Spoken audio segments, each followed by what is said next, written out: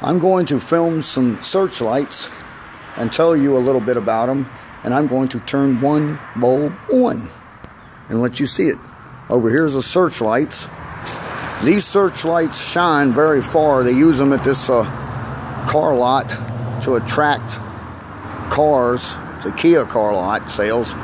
They use these searchlights in hopes to attract people so they can make a deal with them or get a deal out of them to buy a car, strike a deal with the people. Anyway, these lights shine, I'd say, anywhere from 50 to 75 miles is a distance of them. I know they're bright. I know it's far. They're very, very bright and shine a very long ways. One night, this one right here was turned on, but it wasn't rotating. I was about 2 miles down here, and I could see the illumination from it hitting the clouds. Oh, the clouds was illuminated where the light was shining and hitting the clouds. And I seen that the light ray was coming to right here to this area, and it had to have been coming from that light chassis. That it had to have been coming from that light bulb. Anyway, you can see inside of it.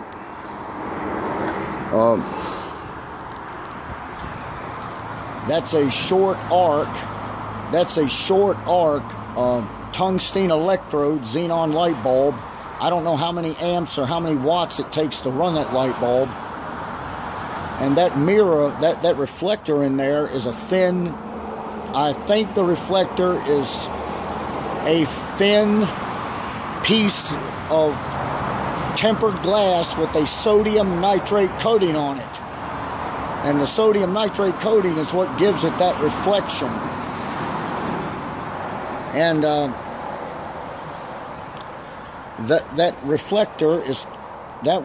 reflector is 20 inches in diameter and 13 inches deep. And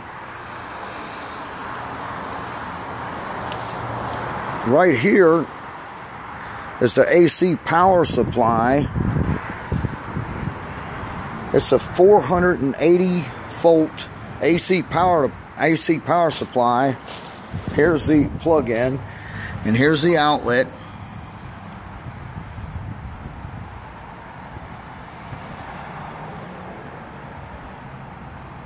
Well, you can't see it that good.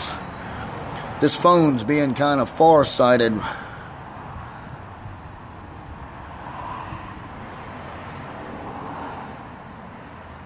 Anyway, so it's 480 volts, and it's transformed into DC power. Here's where you turn it on at.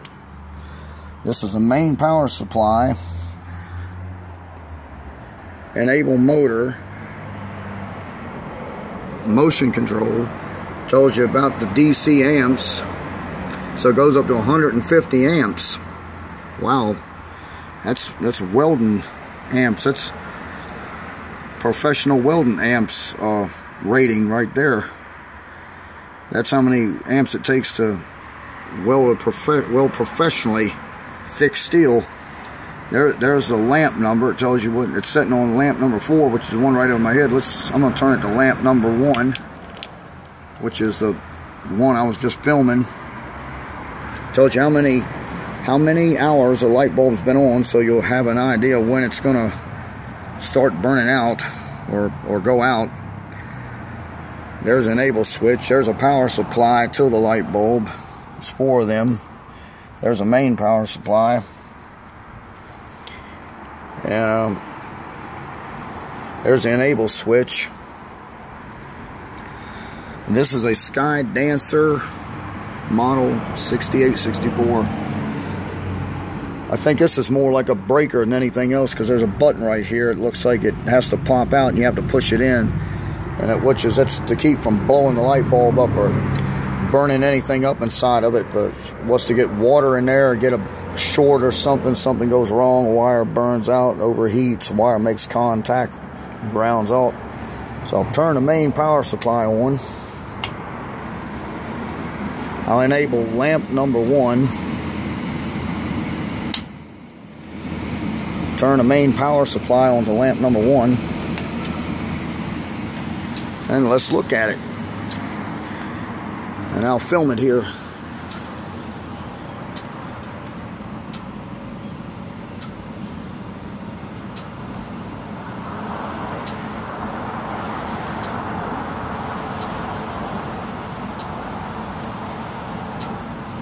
Oh, it's just flashing, it's not lighting up. Let's try another lamp.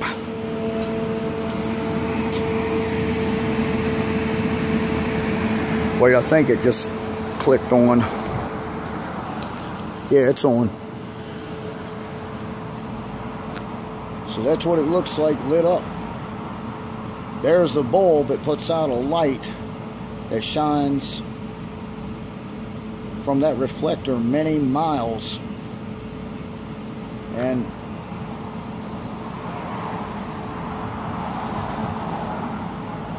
it burns it lights up it illuminates a brilliant white color. It lights up a brilliant white color. It burns a brilliant white color.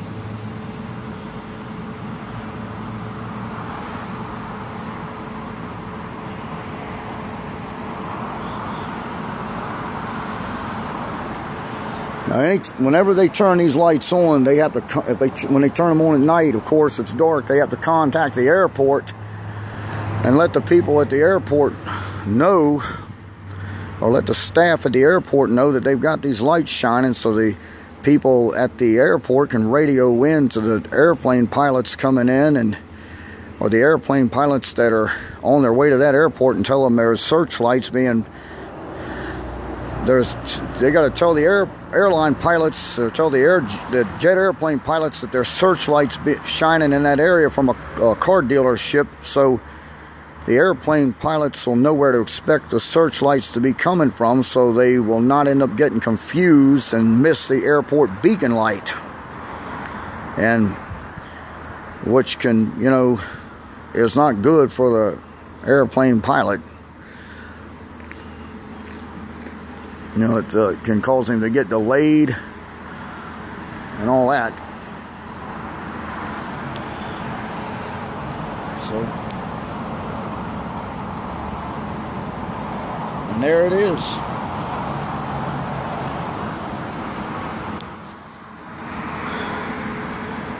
You know, if an airline pilot misses that beacon and he don't know where the airplane's at, and he's low on, I mean, he don't know whether, if that airplane, that jet airplane pilot misses the airport, and he's low on fuel for the airplane, you know, he might have to make a crash landing or end up crashing. So that's why they tell you to. I'm gonna close this up now. That's why they tell you to let them know ahead of time before you shine these, where that you're going to shine them and where it's going to be coming from. Because when you're flying an airplane, you know, if anybody's ever flown an airplane, they're going to tell you that they have to think pretty fast in order to get that plane safely to the airport without putting anybody in, you know, and any more danger that they're already in. And there's the searchlights. Okay. Next, I'm gonna try to film an airport beacon light.